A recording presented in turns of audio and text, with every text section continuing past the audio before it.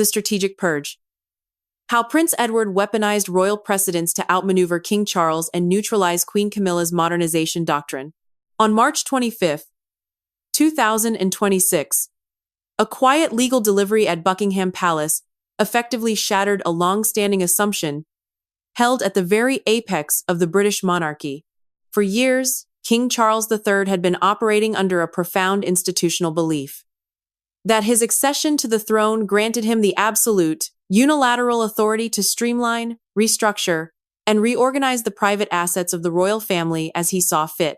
Under the banner of a modernized, slimmed-down monarchy, the newly crowned king believed that no royal lease, no historical title, and no personal property was immune to sovereign review. But on that spring afternoon, the king discovered in writing that his authority had met an unyielding, legally airtight barrier. Prince Edward, the Duke of Edinburgh, did not engage in a public media battle or issue emotional statements to the press. Instead, he did something far more devastating to the king's administrative doctrine. He delivered a comprehensive legal dossier that exposed a fundamental misunderstanding of monarchical power at the top of the institution, proving that even a king must bow to the rule of contract law and the explicit written legacies of Queen Elizabeth II. This silent, masterful counteroffensive has not only redrawn the internal boundaries of the House of Windsor, but has signaled a major constitutional rebellion led by the family's most disciplined members. To fully comprehend how this institutional collision came to a head, one must trace the meticulous preparations made by the late Queen Elizabeth II in the final years of her 70-year reign.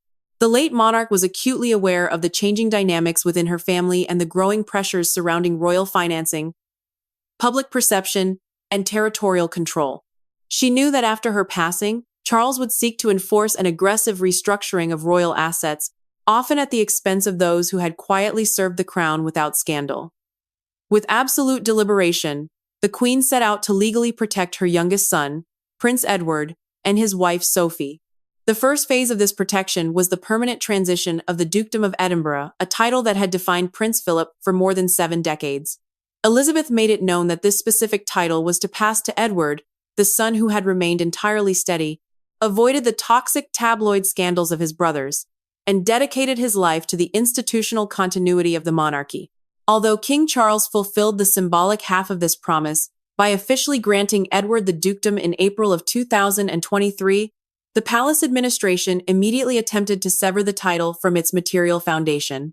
The true battleground was not the title itself, but Bagshot Park, the magnificent 120-room Tudor Gothic mansion situated on 51 acres of prime land within Windsor Great Park.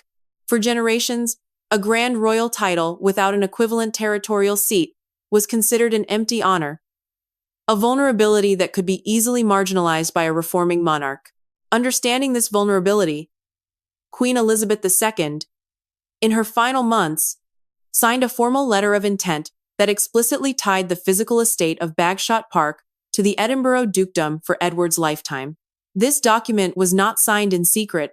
It was witnessed and recorded by Prince Philip on his deathbed. The late Duke of Edinburgh knew precisely how the machinery of the palace operated behind closed doors. Having watched the institution move efficiently to sideline individuals once their immediate utility expired, Philip put his name to that paper to ensure his youngest son would possess an unbreakable legal fortress when the inevitable pressure from the new reign arrived. Yet, after the Queen's funeral, the new management at Buckingham Palace chose to treat this letter of intent as a mere sentimental request rather than a binding constitutional directive. By early 2026, King Charles's modernization doctrine had shifted from theoretical planning into aggressive, behind-the-scenes action. The palace launched sweeping financial audits, reviewed long-term royal leases, and began applying systematic pressure on junior and senior royals to vacate historic properties in the name of fiscal responsibility. Bagshot Park quickly became the crown jewel of this administrative target list. The palace advisors argued that a 120-room mansion was far too vast and expensive for a working royal family of 4, attempting to frame the potential reclamation of the estate as a victory for public transparency. For Edward, this was a deeply insulting violation of a multi-generational pact. He had waited his entire adult life to step into his father's institutional shoes, only to find that within 3 years of receiving the dukedom, The very machinery of the monarchy was attempting to hollow out the home that gave his role its geographic and historical meaning. What the palace strategists failed to calculate, however, was that Edward was not like his brother Harry. He had spent 28 years meticulously documenting every financial transaction, every repair invoice, and every signed agreement regarding Bagshot Park, transforming himself into the one royal who kept every single receipt. The irony of the palace targeting Bagshot Park lies in the forgotten history of the property's restoration, a financial saga where Prince Edward consistently played by the rules while other members of his family exploited the system. When the estate was first offered to Edward in 1996 following the departure of the army chaplains, the massive building was in a state of severe structural neglect. The infrastructure was completely outdated, dry rot had compromised the historical timber, and the Crown Estate had effectively abandoned it as a viable royal residence, openly drawing up blueprints to commercialize the mansion into a corporate conference center or a luxury hotel. Edward accepted the property under a highly rigorous lease signed in March of 1998, which set his initial rent at £5,000 a year for 50 years. Crucially, this low initial rate came with an immense, mandatory legal burden. Edward was contractually obligated to restore the entire estate to pristine historical standards using his own resources. He did not rely on public grants or state subsidies.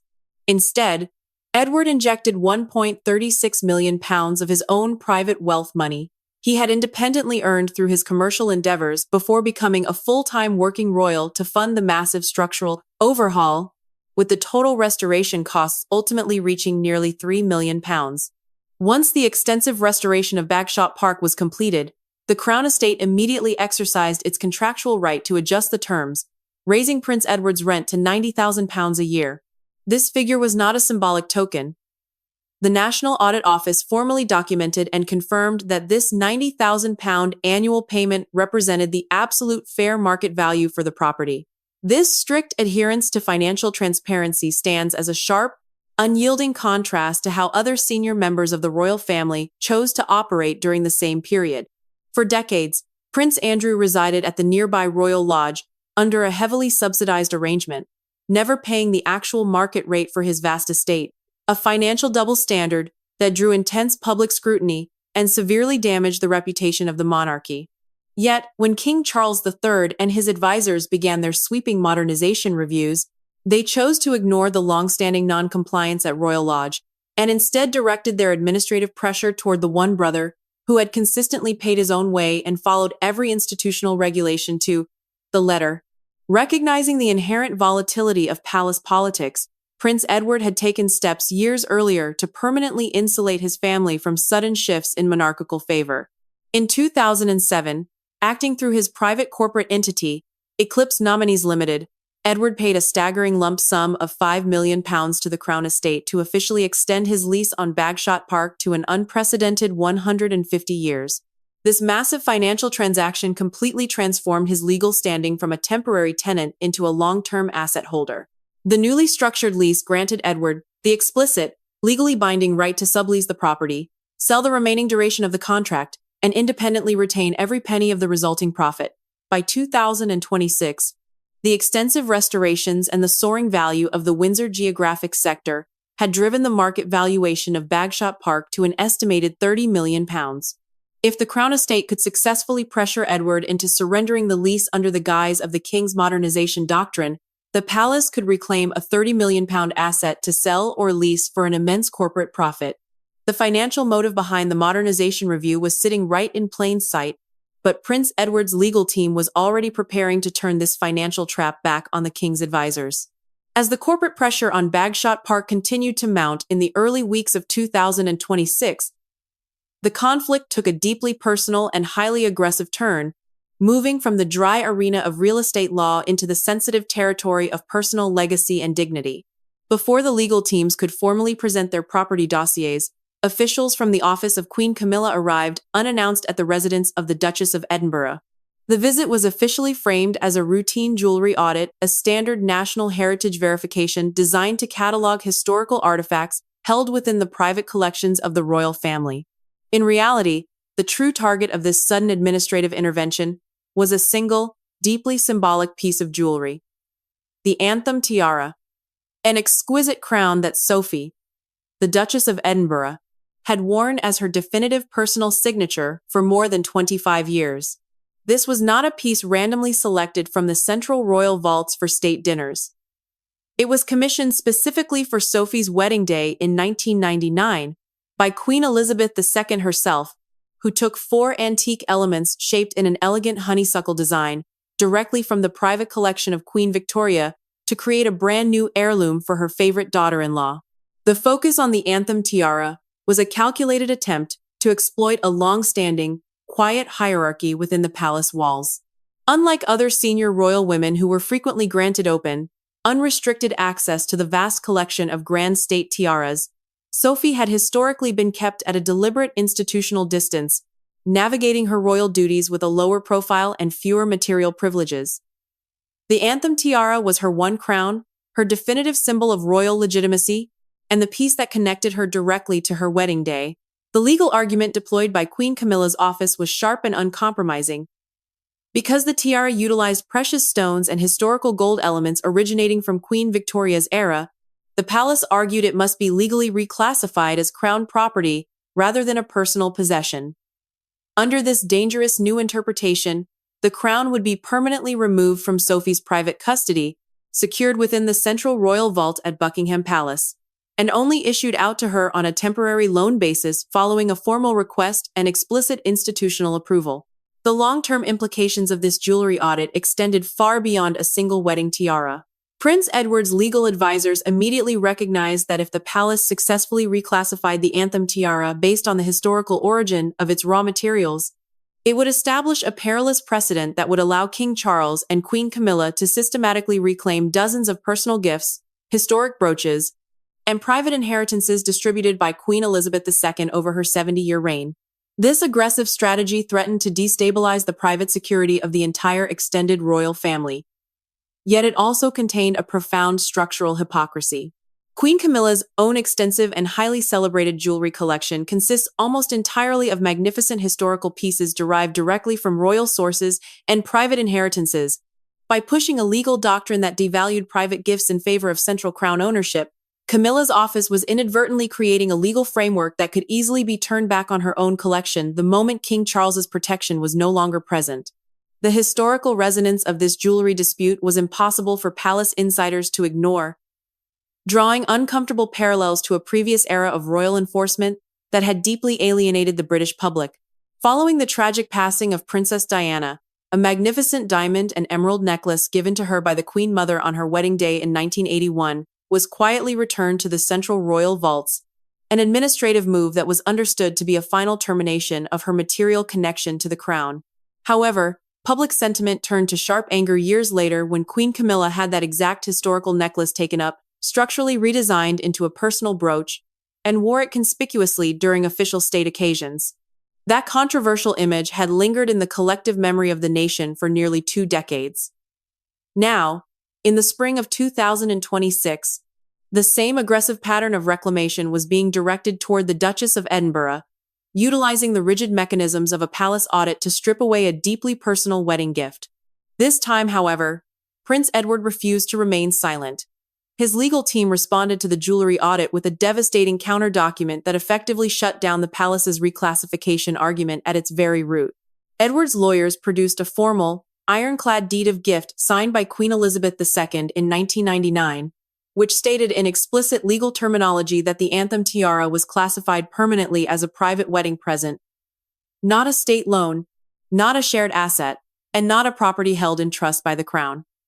This document proved that the late queen had deliberately intended for Sophie to maintain absolute, unrestricted ownership of the crown. Furthermore, Elizabeth had subsequently invested Sophie with the Royal Victorian Order, a prestigious honor granted personally by the sovereign for direct, exceptional service to the monarch. When viewed in its full historical context, these actions formed an undeniable statement of trust from a reigning queen to her daughter-in-law. A deliberate barrier designed to protect Sophie's standing long after Elizabeth was gone. To further solidify their legal defense, Edward's team revealed a hidden layer of intellectual property protection that the palace advisors had completely failed to anticipate. Years earlier, in 1999, Edward had worked directly with senior royal jewelers to conceptualize and manufacture a matching set of black and white pearl jewelry, consisting of a sophisticated necklace and complementary earrings designed to sit in perfect aesthetic symmetry with the anthem tiara. While the raw materials had been funded through historical crown allocations, Prince Edward had legally retained the exclusive design rights for the entire set. His legal team argued that the anthem tiara and the custom pearls, under British intellectual property law, the palace could not legally seize or reclassify the tiara without structurally breaking an established artistic unit, creating an additional, highly sophisticated layer of legal protection that rendered Queen Camilla's audit completely powerless. Behind this complex web of legal maneuvers lay a profound, deeply moving emotional reality that defined the relationship between the Edinburgh household and the late monarch. Sophie had lost her own biological mother at a very young age, and over her decades of quiet service within the family, Queen Elizabeth II had stepped into that void, becoming the closest thing she had to a mother and a confidant. This genuine bond had accidentally broken through the rigid exterior of royal protocol in October of 2019, during a formal reception at Buckingham Palace, marking the extensive work of the Queen Elizabeth Diamond Jubilee Trust. While delivering an official speech in front of senior royals and international dignitaries, Sophie had briefly paused, turned directly toward the late Queen, and affectionately addressed her as Mama before a stunned room. It was a rare, unscripted moment of pure familial love that exposed the true depth of their connection. Now, in 2026, a different woman occupying the role of Queen was attempting to invalidate the written signatures and personal promises of the late monarch whom Sophie had loved as a mother. By the afternoon of March 25, 2026, the confrontation over the anthem tiara and the sovereignty of Bagshot Park reached a critical breaking point. Facing relentless administrative pressure from the king's advisors, Prince Edward's legal team delivered a direct, uncompromising ultimatum to Buckingham Palace. They warned that if the central claim on the tiara was not permanently dropped by the end of the working day, they would officially release a series of private, highly sensitive letters written by Queen Elizabeth II during the final years of her reign. These personal letters explicitly documented her profound frustration with the palace's treatment of the younger generation and outlined her absolute wish for Sophie to maintain full, uncompromised control over her personal assets. According to those close to the situation, the explosive nature of these letters extended far beyond the jewelry dispute. They contained candid, deeply critical observations regarding Camilla's long-term historical ambitions, threatening to drag decades of hidden palace tension right back into the public eye and dismantle the carefully constructed public image King Charles had built for his queen over 20 years. The delivery of this explosive legal ultimatum completely shifted the tactical balance of power within the palace, transforming a localized dispute into an imminent public relations catastrophe for King Charles III. Releasing the private letters of Queen Elizabeth II would do far more than defend the material assets of the Edinburgh household. It would shatter the fragile illusion of institutional unity that the king had spent his entire reign trying to project to a cynical nation. By the evening of March 25th, the anthem tiara remained securely in the private possession of the Duchess of Edinburgh, exactly where it belonged. However, after enduring weeks of hidden administrative warfare and unannounced audits, Prince Edward decided to permanently eliminate any future vulnerability. He formally removed the historic crown from the standard palace repositories, transferring it to a high-security, privately managed safe under the direct, exclusive command of his personal security team. Edward had drawn a definitive line in the sand, proving that he was fully prepared to weaponize his mother's written legacy to protect his family from the predatory ambitions of the king's court. Yet, as devastating as the legal warnings were, pressure on paper alone was never going to be enough to permanently resolve a multi-front conflict of this magnitude. The ultimate resolution required a powerful, deeply personal intervention, one that walked through the doors of Buckingham Palace in the formidable form of Princess Anne, the Princess Royal. By the late afternoon of March 25th, the battlefield shifted away from the corporate offices of lawyers and directly into a private sitting room where King Charles was reviewing the day's administrative reports. When Princess Anne entered the meeting, the atmosphere immediately grew tense. Known throughout the United Kingdom for her blunt, uncompromising discipline and her fierce work ethic, Anne did not engage in polite small talk or attempt to soften the structural reality of what she was about to say. She went straight to the core of the institutional crisis, speaking not merely as Edward's sister, but as the primary defender of the honor of their late mother. To understand why Princess Anne's presence carried such immense political weight, one must examine the profound evolution of her relationship with the Duchess of Edinburgh in the years leading up to this confrontation. Historically, Anne and Sophie were not always close. During the early 2000s, Anne had maintained a polite but frosty distance, refusing to fake warmth where she did not feel it. However, the tragic passing of Prince Philip in April of 2021 created a powerful shift within the family hierarchy. Throughout Queen Elizabeth II's final, lonely year of life, both Anne and Sophie stepped forward as her primary emotional pillars, coordinating their schedules to ensure the grieving monarch was never left isolated. This shared devotion forged a deep, unbreakable bond of mutual respect between the two women. This visible transformation culminated during the late Queen's funeral in September of 2022, when a global audience witnessed a brief, unscripted moment of profound intimacy. As they stood in solemn silence waiting for the coffin to arrive, Sophie reached out and placed a gentle, supportive hand on Princess Anne's back. It was an authentic gesture of shared grief and absolute trust, a quiet alliance that, by March of 2026, had hardened into a formidable protective front, ready to strike back against any palace encroachment. Standing before King Charles, Princess Anne delivered an icy, brilliant constitutional critique that struck at the very foundation of his sovereign authority.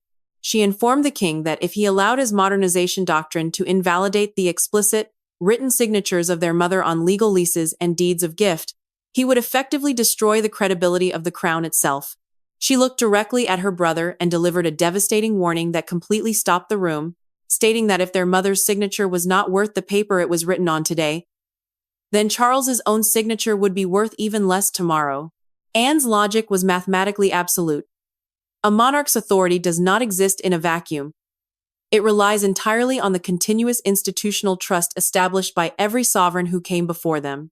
By allowing Queen Camilla's office to challenge the validity of Queen Elizabeth's personal gifts and property allocations, Charles was setting a dangerous precedent that would systematically weaken his own executive decrees and leave his legacy exposed to the whims of future successions. Princess Anne did not treat the territorial dispute over Bagshot Park and the administrative audit of the Anthem Tiara as separate, isolated incidents. Instead, she laid them out before King Charles as two fronts of the exact same aggressive campaign designed to systematically marginalize the most loyal servants of the crown. She noted that Prince Edward had meticulously adhered to every legal and financial regulation imposed by the state, investing millions of his own private wealth to rescue a historic monument from structural ruin, while other members of the family, most notably Prince Andrew, had historically abused their privileges without consequence. Anne made it clear that if the palace succeeded in breaching the long-term lease of Bagshot Park, it would open a dangerous floodgate that would render every private arrangement signed by Queen Elizabeth II completely unsafe. For Anne, this was a deeply personal battle to protect a vulnerable sister-in-law who had already lost her biological mother, and she refused to stand by and watch the modern machinery of the palace execute the same toxic pattern of isolation and dismantling that had once been used to destroy Princess Diana. To ensure her warning was not dismissed as mere family drama, Princess Anne delivered an explosive political threat that left King Charles with absolutely no room to maneuver. She informed the king that if Queen Camilla's office did not immediately halt its aggressive interventions, she would personally initiate and oversee a comprehensive, public financial audit of the Queen's entire household staff, personal allocations, and operational expenditures. Given Anne's legendary status as the most industrious and fiscally disciplined member of the royal family, the British public would view such an audit with absolute seriousness. Furthermore, Anne resolutely blocked a quiet, behind-the-scenes effort by Camilla's advisors to prematurely strip Prince Edward's children, Lady Louise Windsor and James, the Earl of Wessex, of their protected royal security and official status. Anne made it unequivocally clear that the future of those children belonged strictly to their parents and the established laws of the land, completely out of the jurisdiction of the king's wife. By the time Princess Anne walked out of the room, she had successfully transformed a localized asset review into a direct existential challenge to the king's own stability. Following this intense confrontation, King Charles III's senior legal team reviewed the comprehensive dossier compiled by Prince Edward and delivered a definitive, written conclusion that effectively ended the conflict. The legal position of the Duke of Edinburgh was completely unbreakable. No sovereign decree or modernization directive could legally override the explicit 150-year binding lease backed by private corporate investment, nor could they invalidate the historic deed of gift signed by Queen Elizabeth II. Late on the evening of March 25, 2026, the palace was forced to put its total surrender in writing. A formal, emotionless note was dispatched from the office of the Master of the Jewel House to the Duchess of Edinburgh, officially confirming that the anthem tiara would remain under her exclusive, permanent private control. Simultaneously, the aggressive administrative review of Bagshot Park was quietly shut down, buried under the face-saving pretext of acknowledging the Edinburgh household's exceptional role in maintaining the historic estate. Although the crown had been forced to retreat and the written legacies of Queen Elizabeth II remained fully intact, the institutional collateral damage from this short, vicious war is completely irreversible. The relationship between King Charles III and Prince Edward has been permanently altered, stripped of any residual fraternal warmth, and reduced to a cold, strictly formal alignment of official duty. While the British public will continue to see choreographed displays of unity during grand state occasions, the true reality within the palace walls is one of profound division. This historic confrontation has effectively shattered the king's dream of a centralized, completely submissive family hierarchy, creating two distinct centers of power within the modern monarchy. On one side stands Buckingham Palace, where King Charles and Queen Camilla continue to push their vision of a streamlined court. On the other stands a powerful, united front consisting of Princess Anne, Prince Edward, and Sophie, quietly backed by the immense institutional weight of Prince William and Catherine, the Princess of Wales, who are determined to protect the historic traditions of the House of Windsor. For the future generation, most notably James, the Earl of Wessex, who is destined to one day inherit the historic Dukedom of Edinburgh, this extraordinary tactical victory serves as a definitive masterclass in survival. He has witnessed his father defeat the predatory ambitions of the central court, not through emotional public outbursts, but through meticulous preparation, financial discipline, and an unyielding mastery of the law. This knowledge has forever changed how the younger generation views the institution of the monarchy, replacing blind institutional loyalty with a calculated, protective caution. King Charles III may still sit upon the throne, holding the symbolic scepter of sovereign authority, but by attempting to overreach his power, he has lost the absolute trust of the very brother who served him faithfully for decades.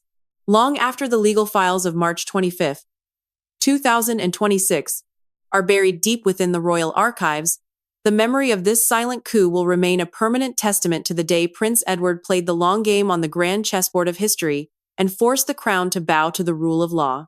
The final, successful resolution of this high-stakes confrontation did not just preserve the material assets of the Edinburgh household. It established a permanent constitutional boundary that will govern the internal dynamics of the House of Windsor for generations to come. By forcing the king's advisors to put their total administrative retreat in writing, Prince Edward effectively demonstrated that the British crown is not a personal autocracy, where a reigning monarch can arbitrarily rewrite contracts or invalidate the legal deeds of their predecessors. The formal declaration issued by the Master of the Jewel House on March 25, 2026, will remain catalogued within the sovereign archives as a monumental legal precedent, a binding testament to the day an extended royal family successfully mobilized the rule of law to neutralize an aggressive palace modernization doctrine. Queen Camilla's strategic attempt to centralize power and strip away historic wedding gifts was completely stopped at its foundation, leaving her court exposed and structurally weakened within an increasingly divided royal household. This profound shift in the balance of power carries massive institutional consequences for the upcoming transition of the British monarchy under the future reign of King William V. For decades, the administrative apparatus of Buckingham Palace had operated under the assumption that junior members of the family would always choose to suffer in silence rather than risk a major institutional fracture. Prince Edward, Princess Anne, and the Duchess of Edinburgh have completely shattered that assumption, providing a definitive, legally airtight blueprint for how to resist predatory palace policies without causing a public media scandal. This newly established alliance of senior royals, quietly but firmly supported by the immense institutional weight of the Prince and Princess of Wales, has effectively surrounded the king's court with an unyielding protective wall, ensuring that the historic promises, private property rights, and personal legacies established by Queen Elizabeth II will remain permanently sacrosanct. For the British nation, which watched this silent war unfold behind closed doors, the preservation of Bagshot Park and the anthem tiara stands as a powerful victory for historical continuity and personal integrity. Prince Edward's willingness to risk personal conflict with his brother to defend the material legacy of his father, Prince Philip, has earned him a profound, quiet respect within the upper echelons of the state machinery.